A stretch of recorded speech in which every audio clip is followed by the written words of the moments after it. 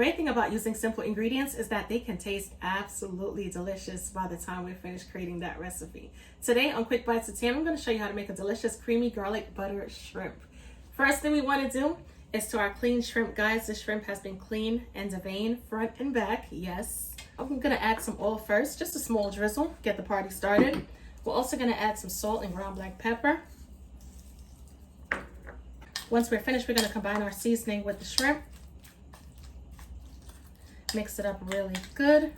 We're not going to add any more seasonings. That's basically it. Salt and ground black pepper. And believe you me, like I said before earlier in the intro, it's still going to be absolutely out of this world delicious. Once we're done, we're going to get our shrimp into the pan. Spread it out, of course.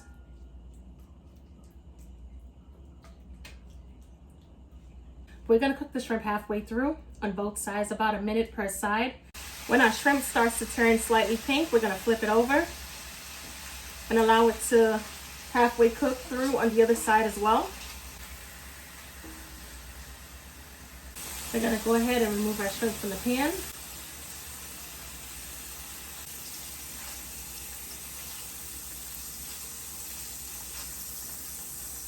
All right, our pan is hot and sizzling. I'm going to add a small drizzle of oil, followed by our butter.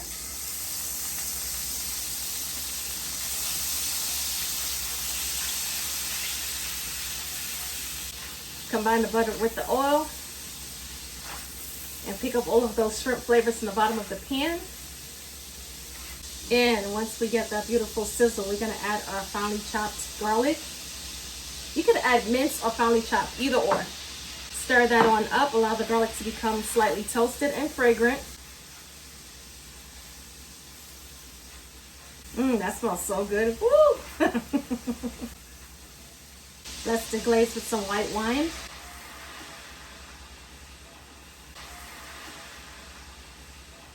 If your preference is not to use white wine, no worries. All you have to do is use some stock, chicken stock or seafood stock, and that will work out perfectly fine. Now, let's say, hypothetically speaking, you don't have any stock on hand, but you do have a bouillon cube. I just went ahead and added the heavy cream. You're going to get some water, and you're going to add the bouillon cube or bouillon powder to the water, combine it really good, and make your own stock. And that's as easy as it gets.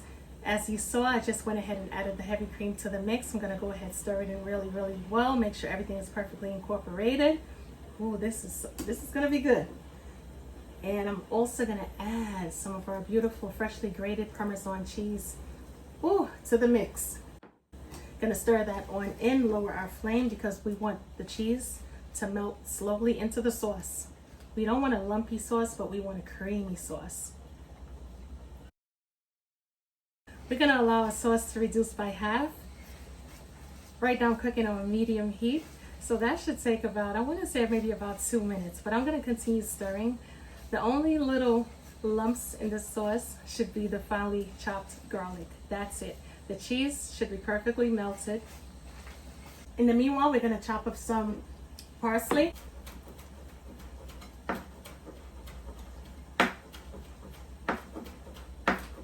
I'm going to add our shrimp back to the garlic butter sauce. And we're going to combine our shrimp with this beautiful, decadent, tasty sauce. Mix it on up really, really good. Make sure everything is coated. Make sure the shrimp is coated with the sauce. Make sure everything is perfectly combined. And at this point in time, remember, we cooked the shrimp halfway through. So at this time, we're going to allow a shrimp to cook all the way through. We're going to take some of our parsley and we're going to add it to our garlic butter shrimp. We're going to combine it.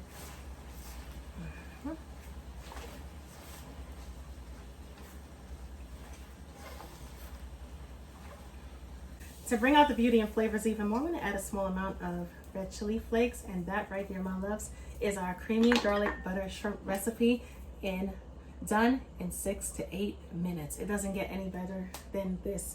As I said before, all it takes is basic ingredients, but more so importantly, pairing the correct ingredients in order to get the best flavors.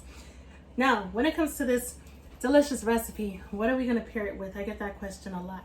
All right, we could simply pair this recipe with grits. We could even pair it with polenta, couscous if you wanna go out on a limb. We could obviously pair it with pasta, any type of pasta, whether it be angel hair, farfalle, it really doesn't matter. But what I'm trying to say is the pairing options are endless. Anything is gonna definitely complement this beautiful dish. If you wanna enjoy it by itself as a snack, or maybe with some, let's say, bruschetta, or even some garlic bread, you could definitely do that as well. Anyway, in the meanwhile, I have some pasta in the back boiling, so I'm gonna pair it with pasta, just to give you an idea of how to serve it up.